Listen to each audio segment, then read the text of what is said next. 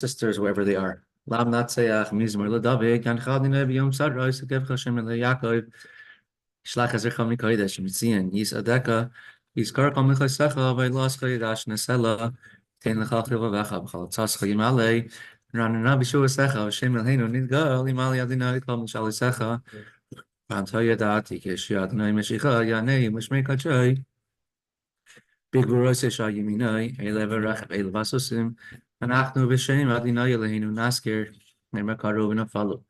Anachnu kamnu v'nisaydad Adonai Yeshi Amalach Yaneinu v'yayim kareinu. In chapter 150, Hallelujah, Hallelujah, v'kadshay, Hallelujah, v'kiyah uzay, Hallelujah, v'gvuraysav, Hallelujah, karev kodlai, Hallelujah, b'seika shofar, Hallelujah, b'nevel v'chinar, Hallelujah, b'seif v'machal, Hallelujah, b'minim v'ugav, Hallelujah, b'siltz l'shua, Hallelujah, b'siltz l'shua, Kollel neshamat, Hallelujah, Hallelujah. And give pass around tzedakah to everyone here and everyone in your own places. Please give money in the pushka. Let's run to everybody. Okay. We will continue here with the Gemara in Daf Chaf phase Amud base 22b.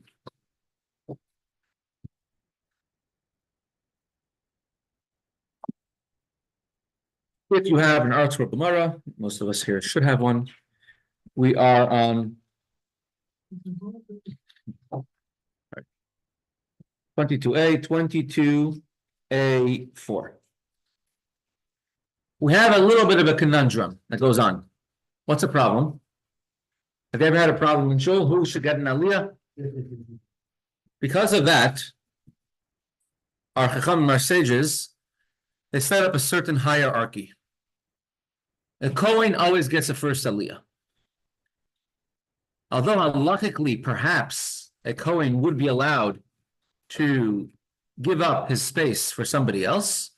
However, people should not start trying to curry favor with a Kohen or start getting angry. You gave him an aliyah this week you gave up your aliyah for him. A Kohen cannot give up an aliyah at all. The only exception is if you have somebody who's undisputedly the greatest of the great, the top sage of the generation. They could have a aliyah for Kohen for the first one, and the Kohen could agree to give it over to that person. Rav, the famous Rav of Rav and Shmuel, who, as we in the last several shiurim, and we described his travels and his journeys and how long it took him to travel to go from Eretz Yisrael, from Israel to Babylonia through Damascus. You see over here on the screen. So Rav, on one of his journeys to Babylonia, before he actually moved there, he came to a shul. And several things that Rav did in that shul, which we want to learn halacha from. Our Gemara is discussing how many aliyahs, how many people are called to the Torah for a Torah reading of a fast day. Monday and Thursday, we establish it's 3 people. Rosh Chodesh, the first of a new month, and Chol Hamoed, days when you cannot, intermediate days of Yom Tiv. There was an extra karban, an extra sacrifice in the Beis HaMikdash called the Musaf. And those days we had also an extra karban. We have an extra aliyah. We have 4 aliyahs. On a fast day where there was no extra Musaf, a extra sacrifice in the Beis HaMikdash, but there is an extra paragraph called Anenu added to davening, which we say on a fast day. Do we have 4 aliyahs on a fast day or 3 aliyahs? The Gemara brought a proof from the story of Rav when he went to Bavel on a fast day. Rav was a Yisrael. He was not a Kohen. Rav received an aliyah on a fast day, and he said the bracha, the blessing, before the aliyah, but he did not say the bracha, the blessing, after the aliyah. back in those days, the first one to get an aliyah, the Kohen would say a bracha before. Nobody else would make a bracha, a blessing on their aliyah. And the last person to receive an aliyah, so the third person on a Monday, Thursday, Shabbos will be the seventh person. They will make a bracha after the aliyah. Now, the fact that Rav made a bracha beforehand, and he was not a Kohen, and he did not make a bracha after his aliyah, from there we can see that on a fast day, we should read call four people for aliyahs, because otherwise, why would Rav not make a blessing after? Must be that he received a third aliyah, he made a blessing before, and somebody else received a fourth aliyah. So on a fast day, you have four aliyahs. And the Gemara says, nope, Rav was such an important person that he was able to receive the aliyah of Kohen. And the Gemara says, really? He was that important? Shmuel was a Kohen, and Rav was subservient to Shmuel. And then Rav honored Shmuel to walk in first. Whenever Shmuel was there, Rav would always be quiet and let Shmuel speak. So Shmuel is greater than Rav. Shmuel is a Kohen. So Shmuel should receive Rav, should receive. The Gemara says, Rav gave honor to Shmuel not in front of him. And the reason being is because a very tragic story, which we brought yesterday, when Rav first came to Babylonia, and Shmuel already received a divine message that he's coming. He saw the river starting to become all choppy, and a calm river suddenly become excited. And he said, it must be a great person coming.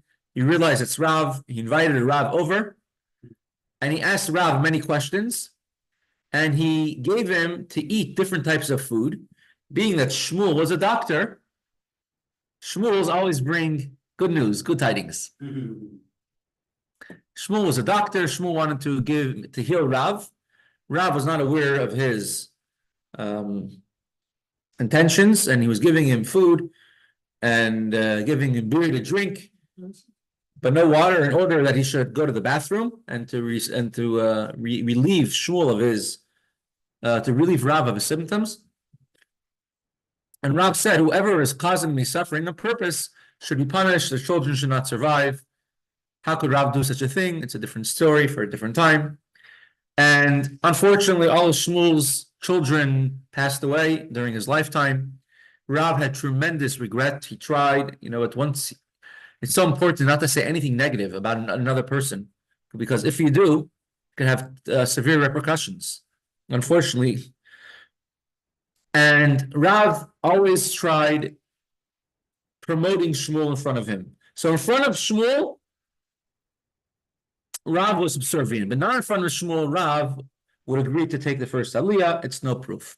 So now the Gemara says, I could bring you a proof that Rav received the first aliyah. Why? Because he made a blessing before and didn't make a blessing after. If it was a last aliyah, he would have made a blessing after. If it's aliyah of Yisrael, the third aliyah, why make a blessing before? Back in those days, the first one would make a blessing before, and the last will make a blessing after. Nobody else did. You said any brother. Right. So the one is going to answer that there are different stages.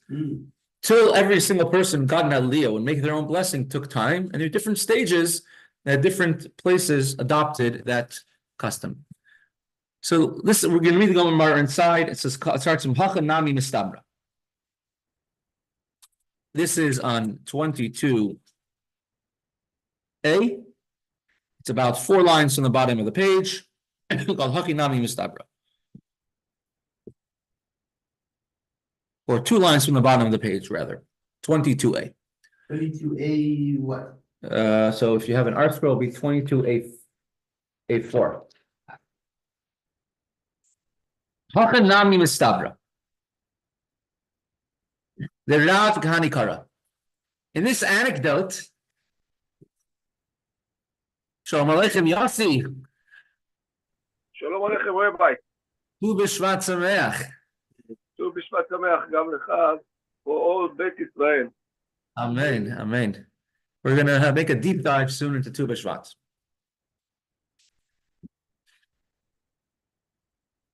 But we don't eat latkes that are hot on Tu B'Shvat. Says the Gemara, Hachinami mistabra the Rav Gehani Kara. Maybe we could bring a proof from the story that Rav received the first aliyah. The aliyah usually belongs to a Kohen. Because he was so special and unique, he received that aliyah.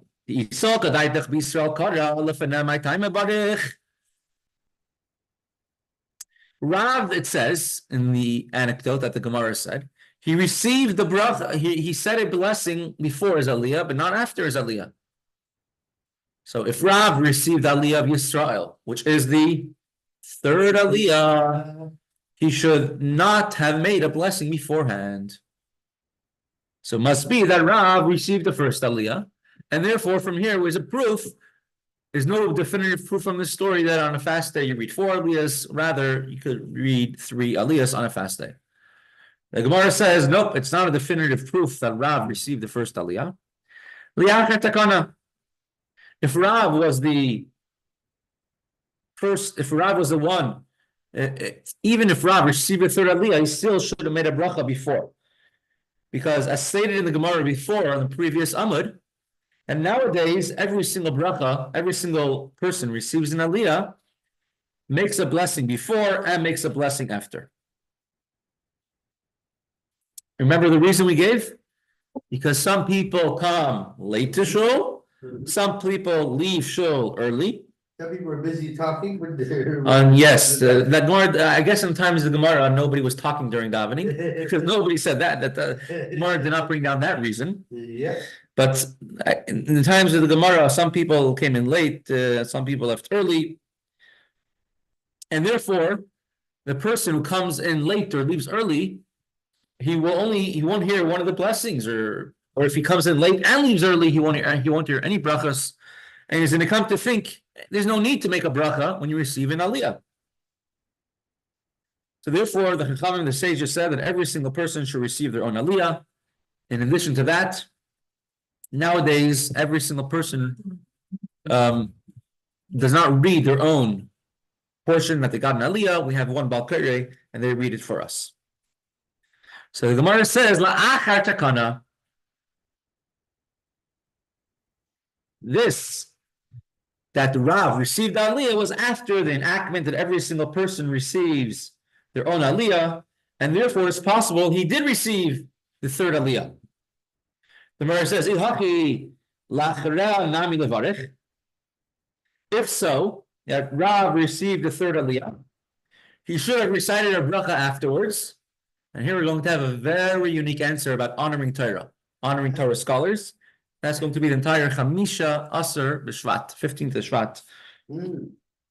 Shiny Hacha. The Gemara answers the reason why Rav only made a bracha, blessing, before his aliyah. After the aliyah, he did not make a bracha, was because Rav was a third person to receive an aliyah. Heicha de Yasif Rav de Ma'ayel Aili.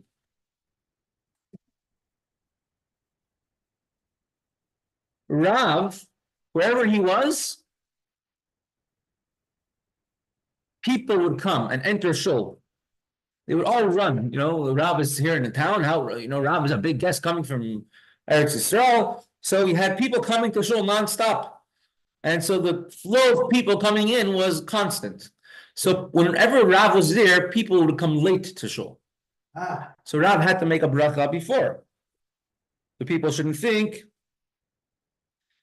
right? A latecomer coming to shul would not think that you don't need a bracha before the aliyah. So everybody's running to shul to go see the great Rav. He's coming, coming to town. He's in Bavel. People should not think that you don't need a bracha before the aliyah. So Rav made a blessing before. However, people would not leave early. Meifik lo nafki. People would not leave shul early when Rav was there, because everybody was aware of Rav, aware of his Torah greatness, and everyone remained until the end of the Kriyas Torah. They wanted to be near Rav as long as possible. So therefore, there was no need for Rav to make a bracha afterwards, because there was nobody leaving early. The reason why we make a bracha before every year is in case people come late. The reason why we make a bracha after is in case people leave early. But here, people, when Rav was here, people might have come late, but nobody was leaving early. So even though it was after the time when the decree was enacted, that everyone makes their own bracha on Torah reading, bracha before and after, in this particular situation, when Rav was there, he did not need to make a blessing afterwards. So it could be that he had a third aliyah and maybe there was a fourth aliyah. What the Gemara is coming in summary over here, that although we did not prove that Rav did receive the first aliyah of Kohen, it is possible to receive the third aliyah, but there's no proof from the story that he should have a fourth aliyah on a fast day, because from the fact that Rav received an aliyah on a fast day and made a blessing before and not after. So from this anecdote of Rav, cannot learn a halacha regarding how many aliyahs on a fast day. But we learned plenty of other halachas from this. We learned a halacha about not leaving shul middle kriyas Torah. We learned the bracha for the reason, halachas about the reasoning behind it. So there's many other things that we learned as we're learning throughout this halacha, this story. And that's the way of the Gemara in general, that you go through one option to the next option to the third option, till eventually you come to an answer. So this is 22b we're up to.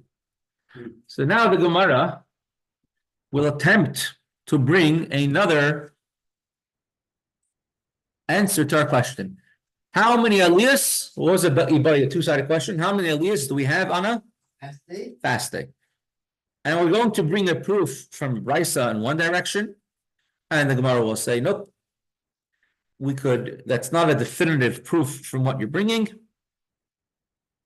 And eventually, we're going to come on to the final halacha that on a fast day, you only have 3 aliyahs.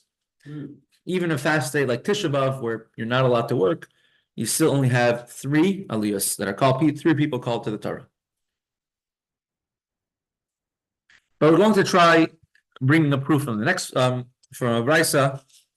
But I think we'll continue with that because the next it's a continuation. The next thing it's a back and forth, and so it'll take a little longer. Probably another 15 minutes to go through the whole sugya. So let us continue with some topics of Chamisha Asar B'Shvat, the 15th day of Shvat. Today is if you see over here, I'm putting up on the screen. Here's a picture of the Rebbe at several Chamisha Asar B'Shvat, 15th of Shvat Farbrengens. Now, it's a tremendous Yom Tov, it's a holiday. Now, is it a random day in the calendar? And what does it mean, Rosh Hashana, a new year for the trees? Well, the interesting thing which I noticed is that the Hadith says actually certain bunches actually brings Davis the money that's going to start off to the winter rate. And in Shevat, if you're ready to the second month of this, Shevat is the middle month, and two Shevat. So the middle of the middle month. Exactly. So it seems like it's like for some reason we have actually finished Shevat being midwinter. It's midwinter. The question is actually why. So let's go. Let's explore the beginning of Tu B'Shvat. Actually, interesting. The Rebbe would always call it Chamisha Asar B'Shvat, 15th of Shvat. That's what it's called in the Mishnah. Mishnah Mesechta Rosh Hashana says the 4 Rosh Hashanas, and it calls it Chamisha Asar B'Shvat.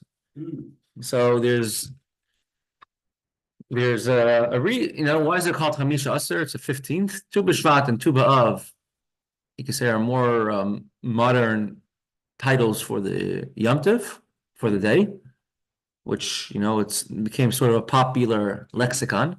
The Rebbe always called it the way it was called in the Mishnah, and in the Gemara, which is Chamisha Asar B'Shvat and Chamisha Asar B'Av, the 15th of Shvat and the 15th of Av. That's the way he always called it, with the term, with the Torah term.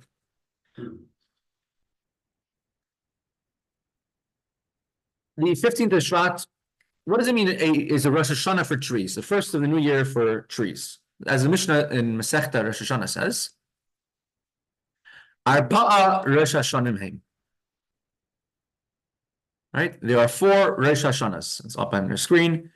The first of Nisan is Rosh Hashanah for kings and for festivals. First of Elul is Rosh Hashanah for animal tithes. Rabbi Elazar and Rabbi Shimon say the first of Tishrei. The first of Tishrei is Rosh Hashanah for years. And Shemitah Yovel. And the first of Shevat is Rosh Hashanah for trees, according to Beis Shammai, according to Beis Hillel. Chamisha Asar Bai, the 15th of Shevat. What it means, what is a halachic difference of when the Rosh Hashanah of trees is? So there is a halacha, a rule, a law, that any tree till today that's grown in the holy land of Eretz Yisrael, the first 3 years you're not allowed to eat from the tree. The 4th year you're only allowed to eat from the fruits of the tree in Yerushalayim, and the 5th year you're allowed to eat from the fruits of the tree anywhere. Many reasons given for it, but regardless of the reasons, it's one of the mitzvahs of the Torah which we keep, regardless.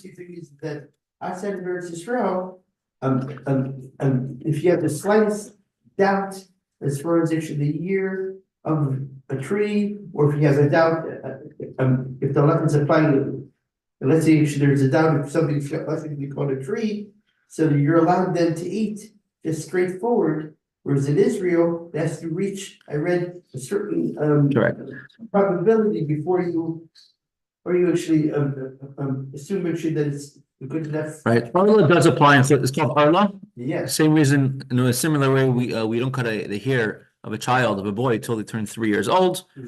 Arla does apply outside of Eretz Yisrael. But Suffolk Arla does not.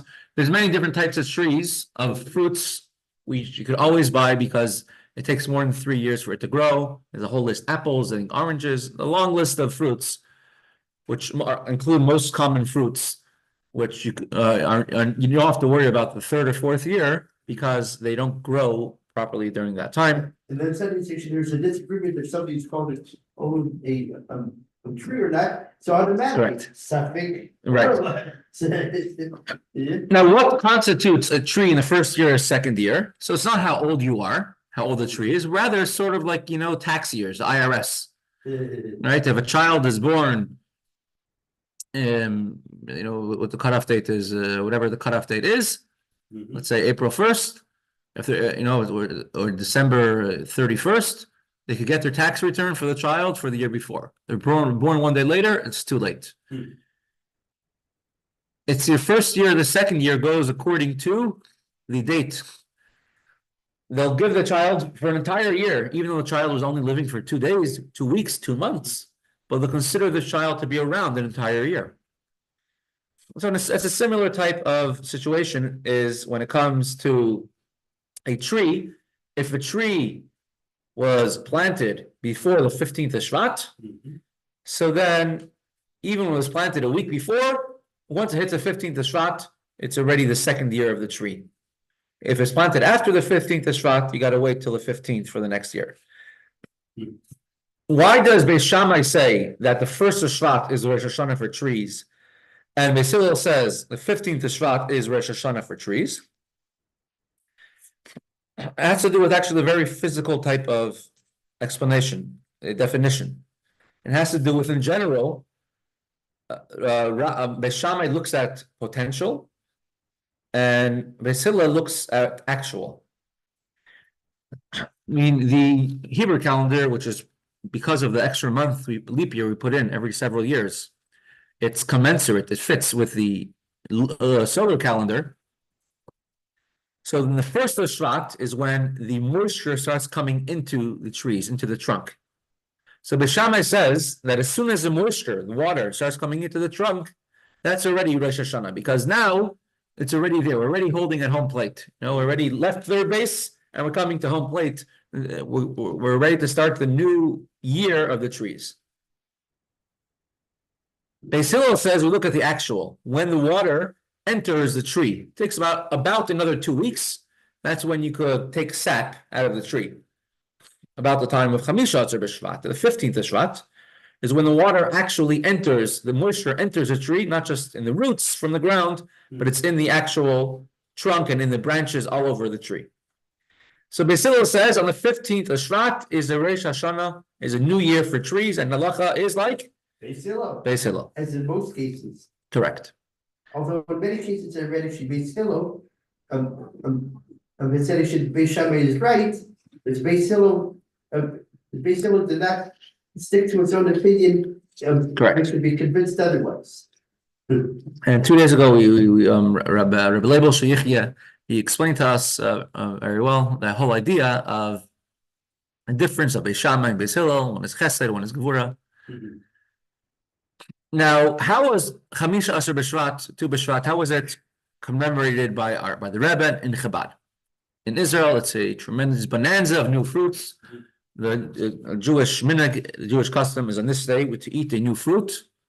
Particularly the fruits doesn't have to come from Israel, but the type of fruits that are grown in Israel, the seven species, or more particularly the 5 fruits: figs, pomegranates, grapes, dates, and olives. You should make a shechiyanu, take a new type of fruit, and make a shechiyanu, make a bracha for eating it on the first time that season, on this day of Chamisha Asher B'Shvat.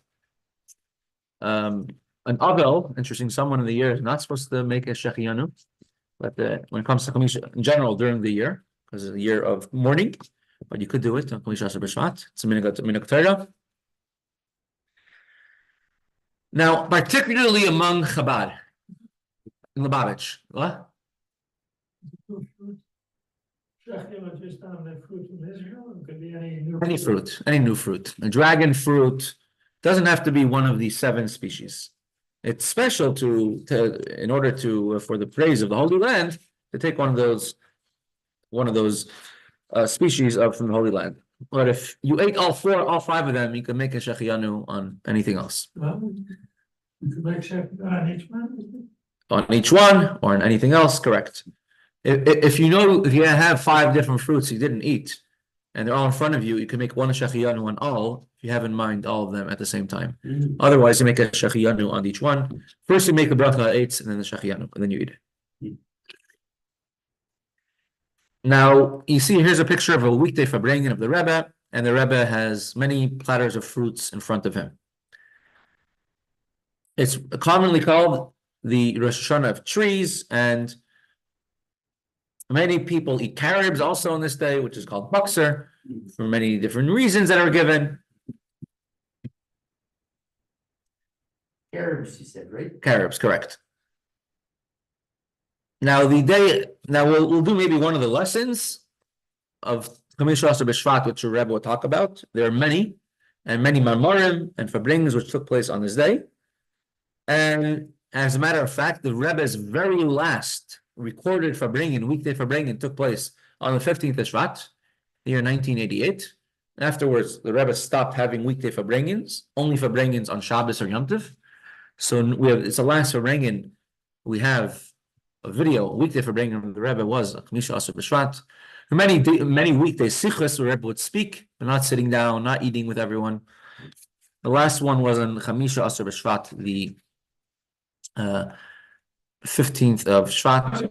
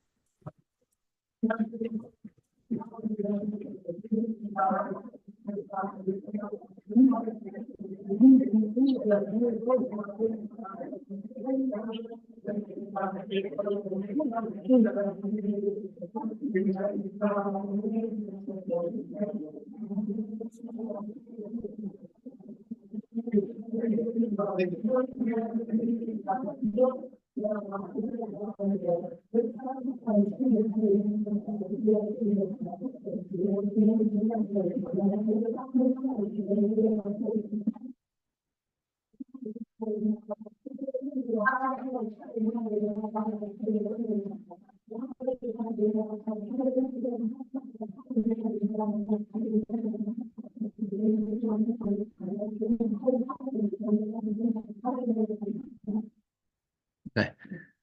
15th of Shvat, how and when did Chabad get involved in making a big Yom Tov out of it and talking about since the Rebbe became Rebbe. The Rebbe would usually not hold the Farbrengen on Tu B'Shvat unless it came out to be on Shabbos, which several times it does. For the most part, the Rebbe connected it to the Yud Shvat for passing the Frierdiker Rebbe, which just was shortly before that. The Rebbe drew many lessons. One of the main lessons, of course, being that just as a tree constantly grows, a person can never say, I'm satisfied with where I'm being till now. You have to constantly grow as well. A tree always makes fruits, doesn't stop. Every Jew is compared to a tree. You have to make fruits. Find other Jews and make them your fruits. Make them also become sweet. Another difference is that bread is a staple of life. Fruits are not a staple of life. You could live just fine without fruits. And fruits are sweet. They're more luxury. They're more to enjoy yourself. And the idea of what a person has to have simcha always, not just that we're forced to do a mitzvah, nebach, I have no choice but to do it, but simcha. When and where did the 15th of Shvat became when did Rebbe start making farbrengens? It started in the year Tafshin Lamed Aleph, 1971. Very interesting. That year, a lot of new farbrengens that the Rebbe never farbrenged before started. Certain days of the calendar. Certain farbrengens stopped, certain farbrengens started. That year, on Asar B'Tevis, the 10th of Tevis, so just about a month and 5 days before this Chamisha, the 15th of Shvat Farbrengen, the Frierdiker Rebbe's Rebbetzin, right? The Rebbetzin, the wife of the Frierdiker Rebbe, Rebbetzin Nechamadina, she passed away. So as long as she lived on the second floor of 770 in the Frierdiker Rebbe's house, apartment. And the Rebbe would always have the Seder in the Frierdiker Rebbe's house. So, and all the Yom Tov meals would be there, Rosh Hashana, Yom Kippur, etc. Sukkot, and several interesting things. The Rebbe would make a farbrengen after the Seder. So after the Seder, the Rebbe would have a farbrengen. So after midnight, sometimes at 1 to 3 or to 4 o'clock in the morning, there'll be a farbrengen. Those stopped after the Rebbe stopped having the Seder in 770. But interestingly, 1971, she passed away. The Rebbe never held a farbrengen. I can't say never. The Rebbe would not hold a farbrengen for his birthday. It happened once or twice that when the Rebbe turned 60, he made a farbrengen for his birthday on the 11th of Nisan. And the Rebbe started farbrengens that year for his birthday, 1971. The 13th of Nisan, which is the Yartzeit, the Stalkus of Tzemach Tzedek, the Rebbe started it that year as well, 1971. Why? We're missing. I can't say for sure, but now that we're missing 2 farbrengens of the Rebbe on the 2 nights of the Seder, so in the week before Pesach, the Rebbe made 2 new farbrengens, which is, and will take place every year on the 11th of Nisan, the Rebbe's birthday, every year, and also on the 13th of Nisan, which is interesting, the only farbrengen of the year, which would take place the night before. Usually farbrengen would take place the night after. So for example, you have a farbrengen for a certain date. Always the night after, the Rebbe would make a farbrengen.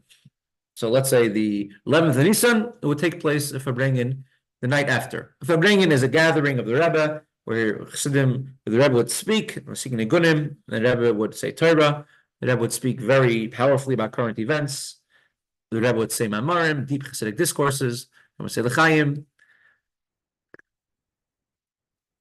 So, in a similar sense, on Erev Rosh Hashana, the Rebbe would farbrengen.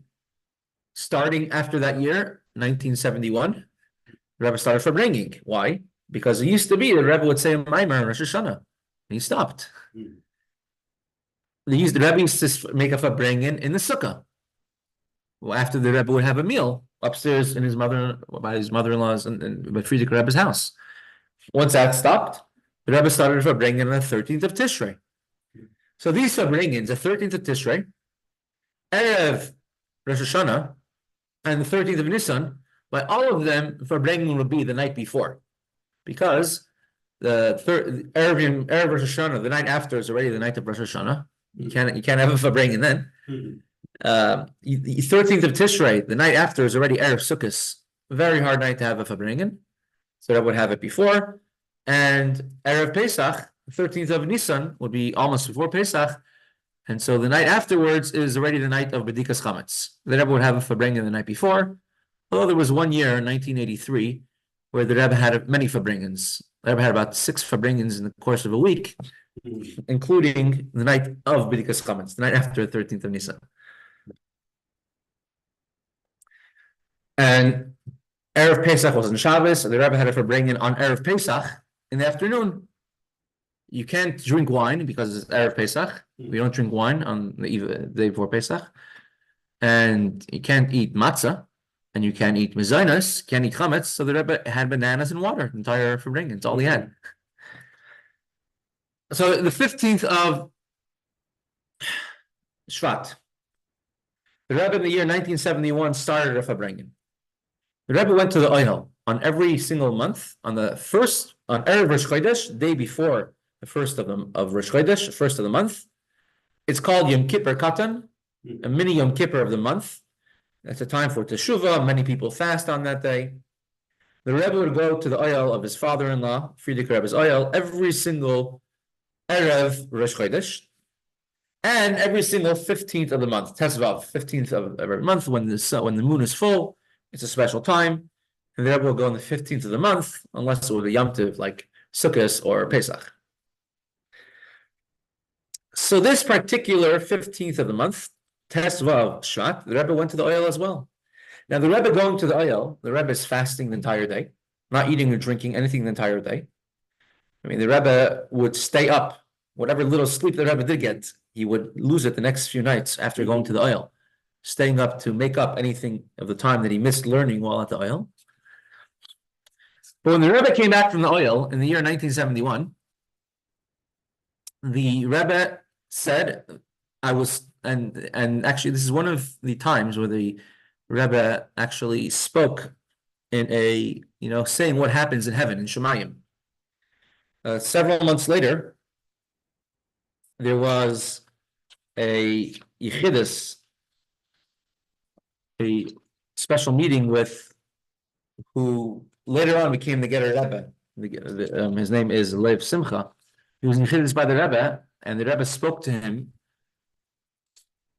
The theme, what he spoke by this Fabringen of learning Torah, and the Rebbe said, because the reason the Rebbe said, I went to the Ohel of my father-in-law, the resting place of my father-in-law, and I was told to make a Fabringen.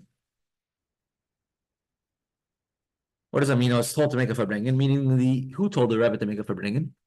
His father-in-law. Right, the Friedrich Rebbe told him to make a Fabringen. And if I was told to make a Fabringen, I don't know why I was told to make a Fabringen, but it was a surprise Fabringen. So the Rebbe came back from the Ohel, and the Rebbe says, we're going to make a Fabringen. This is a total surprise. Nobody knew about it. Nobody was expecting it. It never happened before. A Fabringen on the 15th of Shevat. So the Fabringen was starting within an hour. And when the Rebbe came to the Fabringen, there was a very small crowd there. But as the Fabringen continued, got fuller and fuller, but the Fabringen was comparatively a very short Fabringen. As soon as the Fabringen, it was about an hour long, the entire thing. You mentioned the Ger Rebbe. Yeah. So the Ger Rebbe, yes, the Ger Rebbe, he was in a meeting by the Rebbe a short time after this Fabringen, the 15th of Shevat. And the Rebbe told him, I was told by the Friedrich Rebbe to Fabring. So the Rebbe, as soon as the Rebbe walked in, the Rebbe told them to sing the niggin of the Maimer, which wasn't usually usual. The Rebbe would say a Maimer usually deeper into the Fabringen. The Rebbe said a Maimer about Chamisha Asher B'Shvat, called Avar Rosh Hashanah, and then the Rebbe launched a brand new initiative. And you could say this is the second of the 10 of Tzayim that the Rebbe instituted then. The first being in the year of the 6-Day War. Right before the 6-Day War, the Rebbe established the Tefillin campaign. The Rebbe established the Torah campaign. And the Rebbe laid the groundwork for what would become known as Mivtza Torah, the Torah campaign. So the Maimer was about 25 minutes, and then there were two sichas, two talks of the Rebbe, both very, very short for a sicha. One was about 8 minutes long, one was about 14 minutes long. But the words here, and it's very funny, it could be literally said for today. In very brief words, the Rebbe demanded each and every person increase their Torah study according to their ability, and then go more than that, even more than your ability. And the Rebbe says, I want you to send this message everywhere in the world, specifically in 1971, those who are stuck behind the Iron Curtain, and make sure they get the message to them as well, in a harmless manner, in a way that won't harm them. A few weeks later, there was a Bacher who wrote to his friend, I'm sure you've heard about the last Farbrengen, and since it's Farbrengen, everyone has literally, there's been like a frenzy of Torah learning going on here in Lubavitch. Everyone started studying with tremendous diligence, harvanya, and there's no time for me to write letters to you. Right? When there's Simcha Bunim out there, and he says, when the Frierdiker Rebbe told me to Farbring on the 15th of Shevat, the Rebbe said, what can I speak to Yidden, to Jews about, a group of Jews? And I thought the most important thing to speak to them is about increasing in limit Torah and learning Torah. And the Rebbe said, I myself don't know why I decided to speak about increase in limit Torah. But it ends up being tremendous hashgacha pratis, divine providence, because a few days later, this is during what was happening in 1971, which war? In Israel? No. Well, U.S. was involved in? Was actually Vietnam. Vietnam War, correct. And Israel had actually a war of attrition. Correct. So the U.S. government wanted to pass a law that would draft all yeshiva students into the U.S. Army, and this is during the Vietnam War. And the Rebbe says, now we realized why I was told to, the Frierdiker Rebbe told him to Farbring, because it served a preemptive relief, annulling this decree from the beginning. Obviously, Yeshiva Bacher has no place in the U.S. Army. It's not like you're protecting the Jewish people, and there are others who could do this job as well. The Holy Land is a lot different. Several months later, the Rebbe spoke about this publicly as well. And the Rebbe used very unique words. We must conquer the world with Torah learning. During the time you have to set aside to learn, nothing should disturb you. Nothing should bother you. It's not you have to fight with yourself, the Rebbe says. Rather, the only thing in your world at that moment, put yourself in the mindset, the only thing that exists is to learn Torah. If somebody decides, we see very clearly, if you decide to focus on something, whether it's a few minutes, for 15 minutes, for an hour, you're able to do it. It's very achievable. You don't have to be such a special person to focus on something. Anybody could do it. You don't have to be a Torah scholar. You don't have to be Jewish. Anyone can focus on something. When you learn Torah, it's like Shabbos. When you're lifted above. And look at the little words the Rebbe says. If the phone rings, don't pick it up. I think nowadays, some of the biggest impediments to Torah learning is people's phones, right? If someone comes to tell you about a business deal, you can make millions of dollars, tell them today is Shabbos. And Shabbos, I don't discuss business. Right now I'm learning Torah. It's Shabbos for me. If someone comes to you about a health matter, you say, Shabbos simin lizik or for Lavai. Shabbos gives a blessing. On Shabbos, Hashem could, you don't discuss health matters on Shabbos, and then the healing will come. When your family comes over to you and they want to discuss something, even if it's good news, you have to say, you have to answer nicely, but right now I'm learning Torah.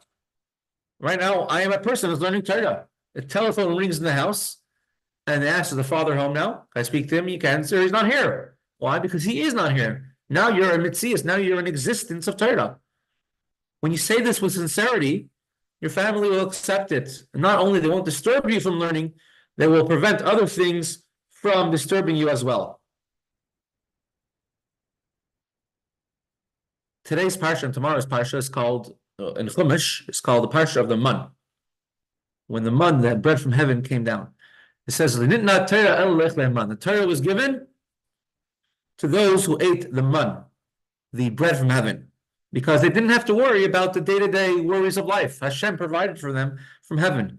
Every individual has the ability to be like a Leman, to not worry about day-to-day mundane pursuits while you're learning Torah. Lift yourself up from the grind of the world and study Torah like nothing else in your mind. When you do that, the entire world is like it stops existing and it protects you. And how to achieve such a mindset is to concentrate how Torah is more valuable even than the Kohen Gadol entering the Beis HaMikdash on Yom Kippur. Think about it. The entire world, the holiest place is the Beis HaMikdash, and there, the holiest place of the holiest place, where only the Holy of Holies, one person of all the Jews, the holiest Kohanim are the holiest Kohen, you go in there once a year, on Yom Kippur, the holiest day of the year. There's many holy days, Shabbos is holy, but the holiest day of the year, Yom Kippur, tremendous level of holiness, and you say that Yikara Himipninim, the Torah is even more precious than the Kohen Gadol who's entering the Holy of Holies. A simple Jew could achieve greater than the Kohen Gadol could achieve in the Holy of Holies on Yom Kippur. You realize that you have a geschmack, enjoyment in learning Torah. So we're going to finish off with we're going to talk about Mitzvah Torah for the next few times, the Rebbe's Torah campaign, but a short excerpt of that Sikha from when the Rebbe spoke from 1971, that 15th Shvat. And from there on, that's when started all the 15th Shvat Farbrengens by the Rebbe. So let's do this. Over the course of 42 years, from 1950 to 1992, the Rebbe delivered Torah dissertations at over 3,000 public gatherings. His responsibilities and commitments, how he managed to find the time to formulate this constant flow of Torah thought in the history. In this 1971 address, the Rebbe maintains that unlimited Torah insight is within the reach of every person, regardless of personal limitations or time constraints.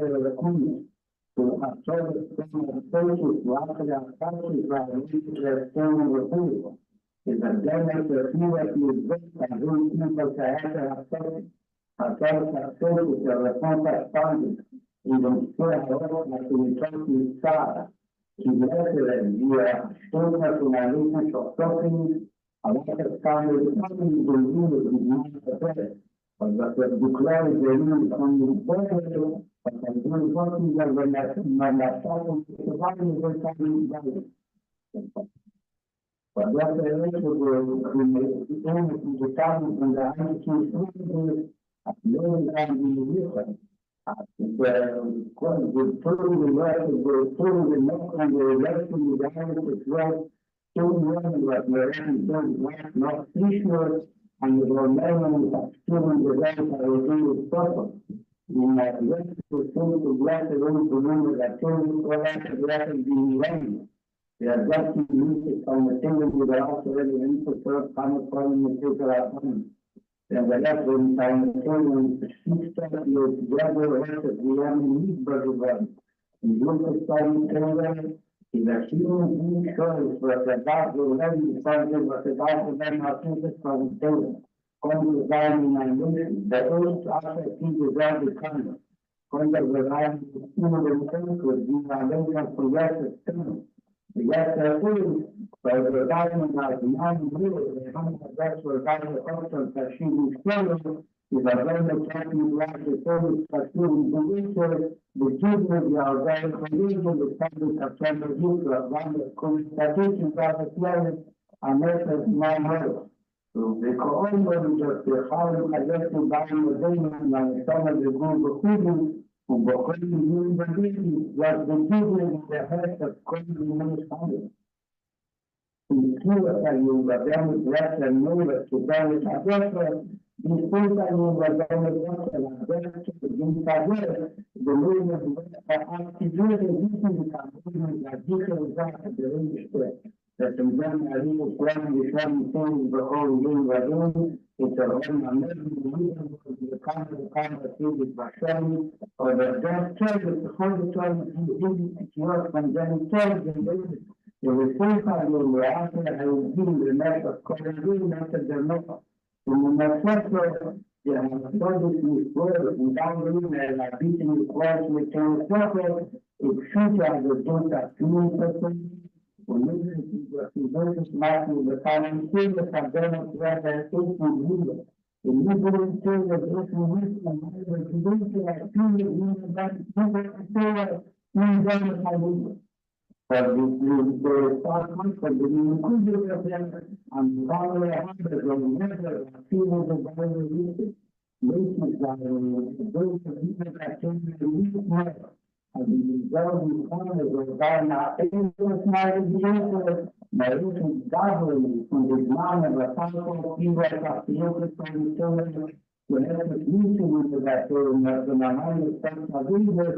Sure, I read from the people that I read from the other countries that they were, whether it's in government, and the reasons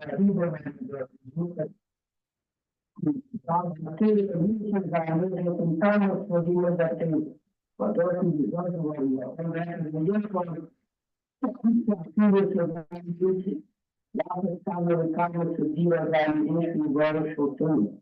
بالنسبة لتعميد الشيء بالإقرار وتعميد الشيء بالتكميل بالإقرار وشيء مثل بعدين جاء المكان فيه وزاد الصبر على ذلك يجب المدرسة تحت بكل عندي سن الشهر كان ذلك تحصيل الثاني فكرة مسؤولة عن كل إسرائيل وسؤول السن الإسلام والبلاد الريف والمملكة أن يساوي سبب السبب Isso já começava a olhar já também no cruzando o caso cruzando o caso e como tem os dois nunca toca diferente ou nunca parece já você uma escola uma coisa já na frente numa da tendo de maneira para isso partido lembra o tanto lembra de mais é possível o que não muito junto que não muito devido a certas questões que são lá no setor do shopping das diferentes condições